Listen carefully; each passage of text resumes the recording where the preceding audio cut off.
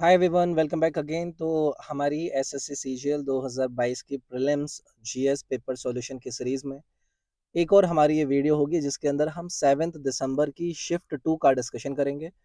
इससे पहले की जो हमारी 21 वीडियोस हैं उन सभी का कंबाइंड प्लेलिस्ट का लिंक आपको इस वीडियो के डिस्क्रिप्शन में मिल जाएगा। आप वहां पर जाकर बाकी की वीडियोस को एक्सेस कर सकते हैं। पर्सनली कनेक्ट करने के लिए इंस्टाग्राम के इस यूज़र नेम पर जाकर आप मुझसे जुड़ सकते हैं।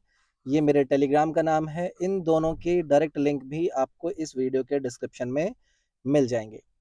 पहला सवाल आपसे पूछ रहे हैं कि निम्नलिखित में से किस भारतीय राज्य के साथ लोक नृत्य लेजिम जुड़ा हुआ है। तो आप देखते हैं अलग अलग पेपर्स के अंदर आपके फोक डांसेस के नाम को देकर उनका संबंधित क्षेत्र या फिर राज्य आपसे पूछ लिया जाता है। तो लेजिम आपका संबंधित है महाराष्ट्र राज्य से, याद रखिएगा। इसके अंदर जो लेजिम डांसर्स होते हैं ना, वो छोटे छोटे म्यूजिकल इंस्ट्रूमेंट्स को कुछ जिंगली क्लैम्बल्स उनके पास नजर आते हैं, उसके साथ आपको यहाँ पर अपना इस डांस को परफॉर्म करते हैं। इसके अलावा आपको केरला यहाँ पर दिया गया है, तो केरला के कुछ फोक डांसेस या फिर क्लासिकल डांसेस के बारे में आपको पता होना चाहिए, जैसे कि मोहिनी अट्टम, ये आपका फोक डांस है जो कि केरला राज्य से संबंधित है। कथकली एक आपका क्लासिकल डांस है, ये आपका केरला राज्य से संबंधित है। इसके अलावा एक और फोक डांस है जो कि आपका केरला से आता है, वो है आपका थेयम। ये आपके केरला राज्य के हैं। अरुणाचल प्रदेश की बात करें तो एक इंपॉर्टेंट आपको याद रखना है, अजी लहामू, ये यहाँ का एक फोक डांस है। झारखंड की बात करें तो यहाँ पर एक आपको याद रखना है झूमेर, ये आपके झारखंड राज्य का एक लोक नृत्य या फिर फोक डांस आपको देखने के लिए मिलता है। अगला सवाल आपसे पूछ रहे हैं कि जो 11वां मौलिक कर्तव्य था भारतीय संविधान में, वो आपका किस वर्ष जोड़ा गया। 11th फंडामेंटल ड्यूटी को भारतीय संविधान के अंदर किस साल में आपका ऐड किया गया। आप सभी को पता है कि हमारे देश के संविधान के अंदर भाग नंबर 4 ए में आपके 11 फंडामेंटल ड्यूटीज रखे गए हैं, जिसका आर्टिकल नंबर आपको 51 ए नजर आता है। अब ये जो 11 फंडामेंटल ड्यूटीज हैं, इनमें से 11वीं यानी कि जो 11th फंडामेंटल ड्यूटी है, ये आपकी ऐड करी जाती है हमारे देश के अंदर आए हुए 86th अमेंडमेंट से या फिर 86th कॉन्स्टिट्यूशनल अमेंडमेंट से, यानी कि संवैधानिक संशोधन से, जो कि आपका आता है 2002 के अंदर। और उससे एक और हमारे संविधान के अंदर मौलिक कर्तव्य जोड़ा जाता है। तो यहाँ पर इस सवाल का आपका आंसर हो जाता ऑप्शन नंबर सी। याद रखोगे। आपसे ये जो 11वीं आपकी मौलिक अधिकार है, सॉरी मौलिक कर्तव्य है, वो क्या कहता है। ये कहता है कि भाई आपको अपने चिल्ड्रन को, जो उनकी उम्र क्या है, जिनकी उम्र 6 से 14 साल की उम्र तक है, आपको उनको एजुकेशनल पॉसिबिलिटीज प्रोवाइड करनी चाहिए। तो ये चीजें आपको याद रखनी है। अगला सवाल आपसे पूछ रहे हैं कि भारतीय राष्ट्रीय कांग्रेस के दूसरे अधिवेशन में कितने प्रतिनिधियों ने भाग लिया था। हम बात कर रहे हैं जो सेकंड सेशन हुआ था आईएनसी यानी कि इंडियन नेशनल कांग्रेस का, उसमें कितने नंबर ऑफ डेलीगेट्स आपके पार्टिसिपेट करते हैं। तो ये नंबर ना आपका बहुत कॉमनली आपके इस मॉडर्न हिस्ट्री के सेक्शन के अंदर बार बार घुमाकर पूछा जाता है। तो दूसरी मीटिंग में 434 डेलीगेट्स ने पार्टिसिपेट किया था, ये आपको याद रखना है। इसके अलावा अगर आपसे पूछा जाए कि भाई अलग अलग ऐसे कुछ इंपॉर्टेंट सेशंस, यानी कि आपकी आईएनसी के जो इंपॉर्टेंट सेशंस हुए, उनसे रिलेटेड सवाल पूछते रहते हैं। जैसे कि आपसे पूछेंगे कि भाई 1885 जो कि पहला आपका आईएनसी का सेशन था, वो आपका कहाँ पर कराया गया था। ये आपका बॉम्बे में कराया गया, और इसके प्रेसिडेंट कौन नजर आए आपको, डब्ल्यू सी बैनर्जी नजर आते हैं। ऐसे ही और भी हमें कई इंपॉर्टेंट सेशंस नजर आते हैं, उनके अंदर हम रेगुलर डिस्कशन करते रहेंगे। फिलहाल हम आगे बढ़ते हैं। अगला सवाल ये आपसे पूछ रहे हैं कि अक्टूबर 2022 में केंद्रीय स्वास्थ्य और परिवार कल्याण मंत्रालय द्वारा टेली मानस पहल शुरू की गई थी। मानस में जो एम आपको दर्शा रहा है, वो आपको क्या दर्शा रहा है। तो ये क्या होती है, ये आपकी सरकारी स्कीम से रिलेटेड सवाल बनते हैं, करंट अफेयर से। तो आपके इसी यूट्यूब के ऊपर मैंने आपको मंथ वाइज अलग अलग सरकारी स्कीम्स के बारे में डिस्कशन किया है। अक्टूबर 2022 की टेली मानस, ये आपका इनिशिएटिव है। इसमें ये जो मानस का एम है, ये आपको क्या दर्शा रहा है, इसके बारे में आपसे पूछ रहा था। देखो, टेली मानस का मतलब ये है tele mental health assistance and networking across states. ये आपको नज़र आता है, ये आपको याद रखना है। मैंने आपसे पूछा कि इसमें एम जो है वो आपको क्या दर्शा रहा है, तो ये एक्चुअली में आपकी मेंटल हेल्थ को लेकर केंद्रित रहता है, ठीक है। टेली, यहाँ पर मैंने आपसे कहा टेली मेंटल हेल्थ, तो ये जो एम था ये आपका इस मेंटल हेल्थ को दर्शा रहा था। फिर उसके बाद जो ए है वो आपका assistance and networking across states के बारे में दर्शाता है, याद रखेंगे। तो ये आपकी हाल फिलहाल में जो चर्चाएं होती हैं उनसे रिलेटेड सवाल बनते रहते हैं। अगला सवाल है नूपा डांस, आपका पूछा जा रहा है इन चार विकल्प में से कौन से राज्य से संबंधित है। तो आपके इसी यूट्यूब के ऊपर एक स्टैटिक जीके की मैंने वीडियो डाली है, जिसमें मैंने हमारे देश के इम्पोर्टेंट जो डांसेस हैं अलग अलग राज्यों के संबंध में उनका जिक्र आपसे किया है। तो नूपा डांस का अगर आपसे पूछा जाएगा तो ये आपका संबंधित है आपके नॉर्थ ईस्टर्न मणिपुर राज्य से, नूपा डांस। इसके अलावा देखो आपको अलग अलग राज्यों के नाम ही पूछते रहते हैं, ठीक है। यहाँ पर अगर मैं आपसे झारखंड की बात करूँ तो झारखंड का एक इम्पोर्टेंट आपका डांस है छऊ डांस। इसके अलावा तमिलनाडु की बात हो रही है, तमिलनाडु से आपका कौन सा क्लासिकल डांस संबंधित होता है, आपका भरतनाट्यम। तो ये डांसेस वगैरह रेगुलरली बनते रहते हैं, इन पर थोड़ा सा ध्यान दीजिएगा। अगला सवाल है कि भारत की विशालतम पवन ऊर्जा फॉर्म पेटी कौन से राज्य के अंदर स्थित है। The largest wind farm cluster of India, इसकी लोकेशन आपसे इन्होंने पूछी है। ये भी आपका देखो जनरली आता रहता है कि भाई हमारे देश की जो आपकी इस प्रकार की विंड फार्म कैपेसिटीज हैं वो कहाँ से नजर आती हैं। तो यहाँ पर आपको नजर आएगा तमिलनाडु, हमारे देश की जहाँ पर आपको विंड फार्म क्लस्टर सबसे लार्जेस्ट रूप में नजर आएगा तमिलनाडु। ये आपका कितना किलोवाट पावर जनरेट करता है, लगभग 15,000 किलोवाट पावर जनरेशन कैपेसिटी है। पूरे विश्व की बात करें तो ये आपको तीसरे नंबर पर नजर आता है तमिलनाडु का, ये आपका जो मैं आपसे विंड फार्म की बात कर रहा हूँ। इसका नाम भी याद रखिएगा, इसका नाम है आपका मुप्पंडल, मुप्पंडल विंड फार्म, ठीक है। याद रखोगे लोकेशन क्या थी, आपकी तमिलनाडु थी। अगला सवाल आपसे पूछ रहे हैं कि निम्नलिखित में से कौन गंगा के दाहिने किनारे की सहायक नदी है, right bank tributary of the river Ganga.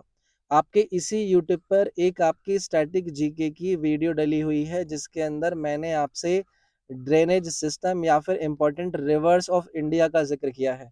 उसमें अलग अलग नदियां और उन अलग अलग नदियों की सहायक नदियों का आपसे मैंने जिक्र किया है। तो आपसे पूछा गया है कि गंगा नदी की सीधे हाथ से आने वाली सहायक नदी का नाम बता दीजिए, तो ये रहती है सोन नदी, राइट बैंक ट्राइब्यूटरी है रिवर गंगा की। आपसे पूछा जाएगा कि ये जो आपकी सोन रिवर है ये आपकी कहाँ से स्टार्ट होती है, तो ये आपको याद रखना है छत्तीसगढ़ के अंदर आपको नजर आता है अमरकंटक हिल, अमरकंटक पहाड़ियों से आपको आपकी सोन नदी का स्टार्टिंग पॉइंट नजर आता है, ठीक है। चलो भाई आगे बढ़ते हैं। अगला सवाल आपसे पूछ रहे हैं कि दिल्ली नगर निगम संशोधन विधेयक 2022 को किस दिन लोकसभा में पारित किया गया। Delhi municipal corporation amendment bill 2022 को पास किया गया लोकसभा के अंदर। अगेन वही जो आपकी सरकारी स्कीम्स या फिर इस प्रकार के बिल की न्यूज़ होती हैं आपके, वो मैं डिस्कस करता हूँ इसी यूट्यूब के ऊपर। आपको प्लेलिस्ट मिल जाएगी जिसमें सरकारी स्कीम्स, योजनाएं या फिर इस प्रकार के बिल्स का डिस्कशन होता है। तो इसकी डेट इन्होंने पूछ ली भाई, 30 मार्च 2022 को ये आपका जो बिल है इसको लोकसभा के अंदर पास कराया गया था, याद रखिएगा। ऐसे सवाल रेगुलरली आपके बनते हैं। तो आगे बढ़ते हैं। अगला सवाल आपसे पूछ रहे हैं कि which of the following festivals is not associated with Sikkim. कौन सा इन चार विकल्प में से आपका वो त्योहार है जो कि आपका सिक्किम से संबंधित नहीं है। आपको यहाँ पर एक ऑप्शन दिया गया है लोहरी। सभी को पता है यार ये आपका कौन से राज्य से संबंधित है, ये आपका पंजाब से संबंधित है। पंजाबी कैलेंडर के अंदर ये आपको मघी मंथ की पहले की एक रात को दर्शाता है, ठीक है। इसके अलावा लोसार की बात कर लीजिए, सेकावा की बात कर लीजिए और यहनिया की बात कर लीजिए, ये आपके तीनों के तीनों सिक्किम राज्य से संबंधित हैं, ठीक है भाई। चलिए आगे आ जाइए। अगला सवाल आपसे पूछा जा रहा है कि ट्रिप्सिन एंजाइम का कार्य आप इन चार विकल्प में से पहचानिए। Identify the function of the enzyme, enzyme का नाम क्या है ट्रिप्सिन। तो जब कभी भी ट्रिप्सिन का जिक्र होता है तो इसके मुख्य उद्देश्य में आपको नज़र आता है कि जो प्रोटीन होते हैं उनके पाचन के लिए, यानी कि प्रोटीन डाइजेशन के लिए आपके ट्रिप्सिन एंजाइम का फंक्शनिंग आपको नज़र आता है। कैसे करते हैं? जो भी आपके अमीनो एसिड्स की चेन होती है उसको ब्रेकअप करके ये स्मॉलर पीसेस के पार्ट में आपका डिवाइड कर देते हैं। याद रखोगे, ट्रिप्सिन का फंक्शनिंग, डाइजेस्टिंग ऑफ प्रोटीन्स। अगला सवाल पूछ रहे हैं कि भारत की 3 संघीय सूचियों में नहीं उल्लेखित किसी भी मामले को कानून बनाने की जो अविशिष्ट शक्तियां होती हैं वो इन 4 विकल्प में से किसके पास होती हैं? भाई मैं कह रहा हूं कि जो रेजिडुअरी पावर्स हैं किसको लेकर, किसी भी ऐसे मैटर को लेजिस्लेट करने के लिए जो कि आपकी फेडरल लिस्ट के अंदर, जो कि 3 लिस्ट आती है ना, कॉन्करेंट लिस्ट, सेंट्रल लिस्ट और आपकी स्टेट लिस्ट, अगर उनके अंदर नहीं आती है तो कौन किसके पास अधिकार होता है? तो जो यूनियन लेजिस्लेचर होती है उसके पास होती हैं इसकी संबंधित आपकी रेजिडुअरी पावर्स, यानी कि अविशिष्ट शक्तियां, कि वो इनके ऊपर अपने कानून या फिर बातचीत कर सके। ठीक है, याद रखोगे? तो याद रखिएगा, यूनियन लेजिस्लेचर आपका यहाँ पर करेक्ट आंसर होगा। जिस ब्याज दर पर भारतीय रिजर्व बैंक बैंकों को रातों रात तरलता प्रदान करता है उसे क्या कहा जाता है? उस इंटरेस्ट रेट की बात हो रही है जिस पर जो रिजर्व बैंक ऑफ इंडिया है वो प्रोवाइड करता है ओवरनाइट लिक्विडिटी टू बैंक। इसको किस नाम से जाना जाता है? ओवरनाइट लिक्विडिटी की यहाँ पर बात हो रही है, तो इसको आप ऐसे बोल सकते हैं कि अगर आपको ज़रूरत है तो उस टाइम पर आप जाकर उनको थोड़ी सी असिस्टेंट प्रोवाइड कर सकते हैं। तो ये होता है आपका मार्जिनल स्टैंडिंग फैसिलिटी रेट। इसमें आप अपना रेपो रेट मत लगा देना। रेपो रेट आपका ऐसे नहीं होता है। रेपो रेट के अंदर आपको बहुत सारी चीज़ें नज़र आती हैं जिसमें आपका आरबीआई लिक्विडिटी एक आपके फैसिलिटी के रूप में आपको एक प्रॉपर पार्ट के लिए प्रोवाइड करता है। यानी कि वो आपका इंटरेस्ट रेट जिस पर रिजर्व बैंक प्रोवाइड करेगा liquidity under the liquidity adjustment facility, जिसको हम एलएफ कहते हैं। तो ये आपको यहाँ पर याद रखना है। रिवर्स रेपो रेट क्या हो जाता है? रिवर्स रेपो रेट वो रेट हो जाता है जिस पर जो देश के सेंट्रल बैंक है, यानी कि आरबीआई, वो बोरो कर रहा है आपके डोमेस्टिक कमर्शियल बैंक से आपके मनी को। तो वो जितना उनको आपके डोमेस्टिक कमर्शियल बैंक को देगा रेट, वो आपका रिवर्स रेपो रेट कहलाता है। एक आपको यहाँ पर दिया गया है लेवरेज रेट। लेवरेज रेशो की अगर हम बात करें, मैं यहाँ पर लिख देता हूँ, लेवरेज अनुपात या फिर लेवरेज जब रेशो की बात होती है तो ये आपका वो नंबर होता है किसी भी फाइनेंशियल मैट्रिक्स का जो कि एग्जामिन करता है उस अमाउंट को, किस अमाउंट को, जो कि कैपिटल का आपका आया है डेट से, या फिर इवेल्युएट करता है किसी कंपनी की कैपेसिटी को कि वो सेटिस्फाई कर पा रहा है अपनी फाइनेंशियल ऑब्लिगेशंस को या नहीं। तो उसको हम लेवरेज रेट का नाम देते हैं यहाँ पर। तो ये आपको याद रखना है। अगला सवाल पूछ रहे हैं, जूट का अग्रणी उत्पादक देश इन 4 विकल्प में से कौन है? तो which country is the leading producer of jute? बार बार पूछा जाता रहता है। भारत इसमें नंबर 1 पे रहता है।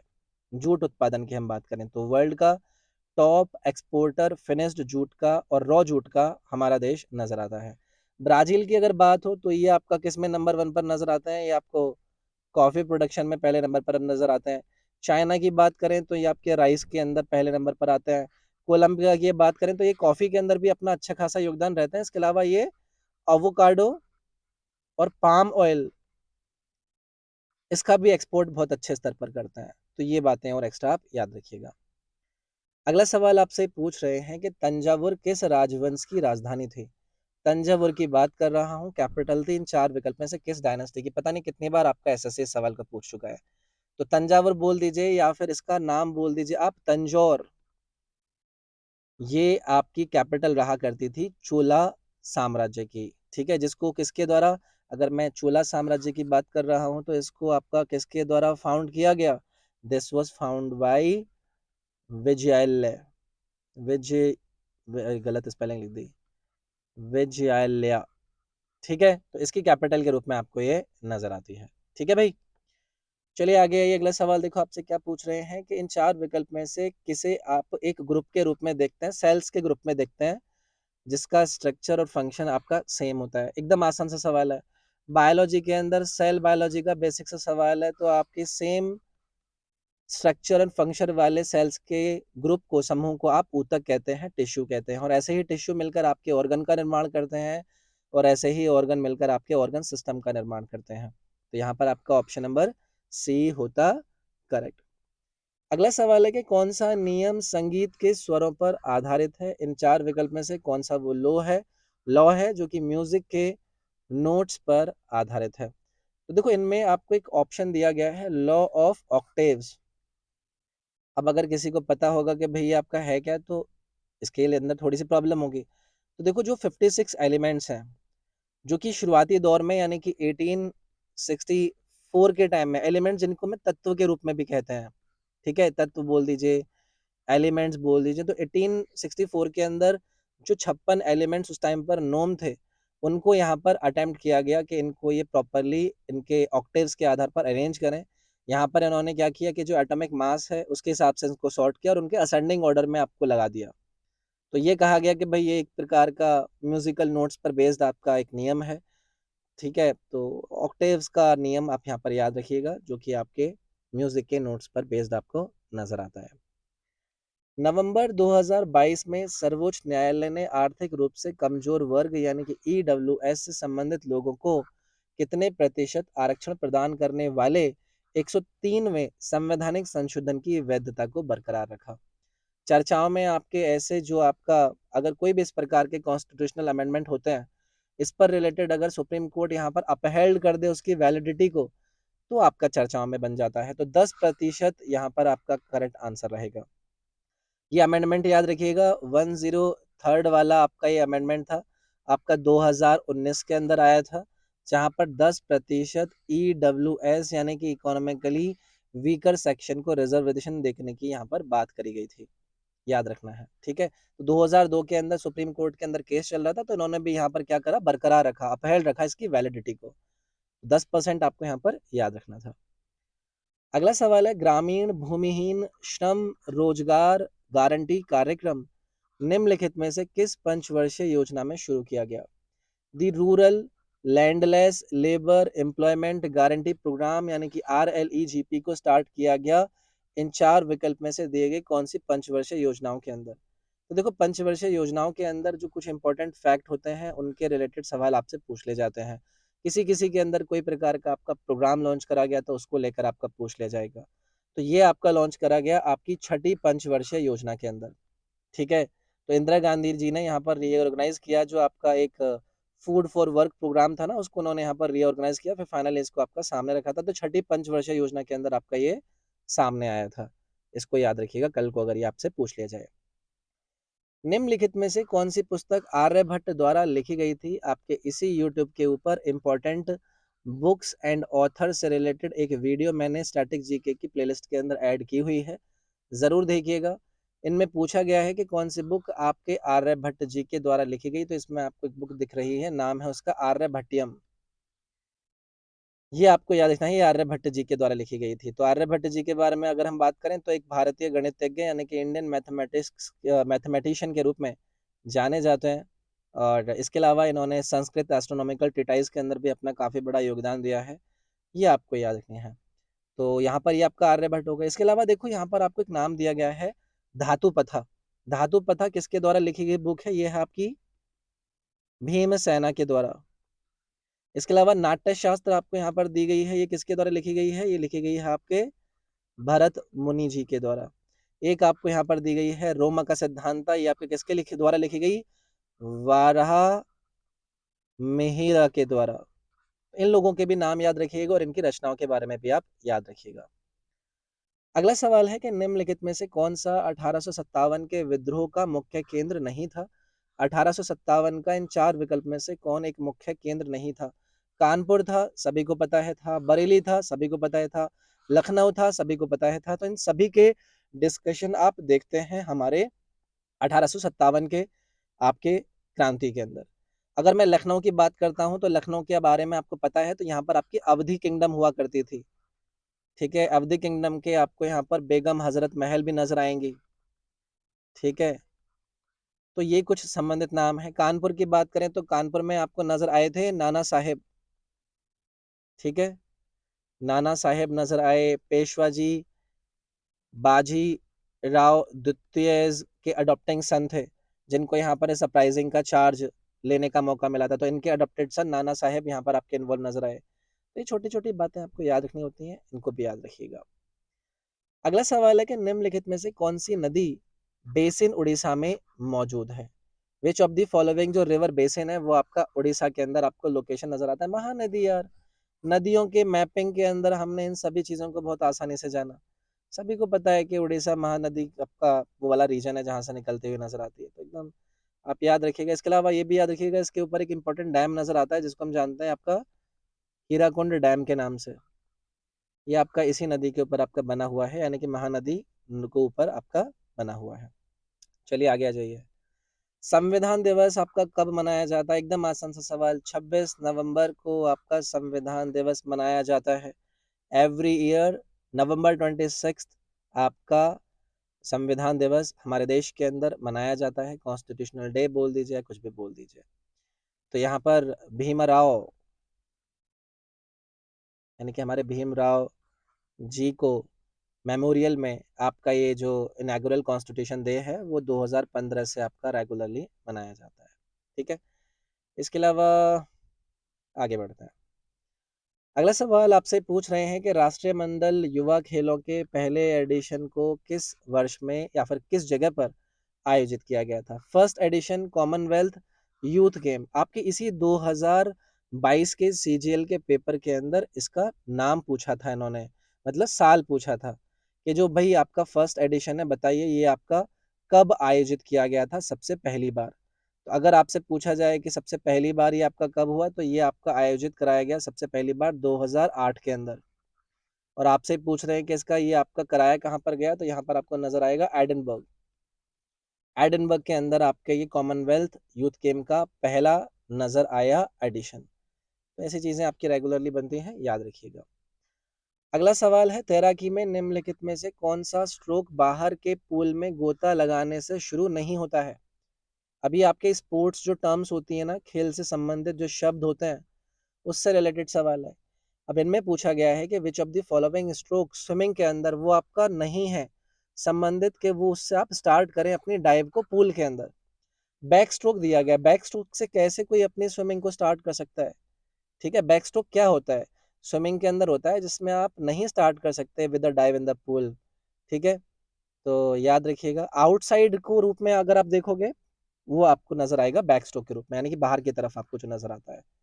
ठीक है भाई, ये आपका अंतिम सवाल है केमिस्ट्री से रिलेटेड। रासायनिक सूत्र केमिकल फॉर्मूला जिप्सम का आपको बताना है। CaSO4 के साथ आपके 2H2O लगे हुए अगर नजर आ जाएं तो वो कहलाएगा आपका जिप्सम का केमिकल फॉर्मूला।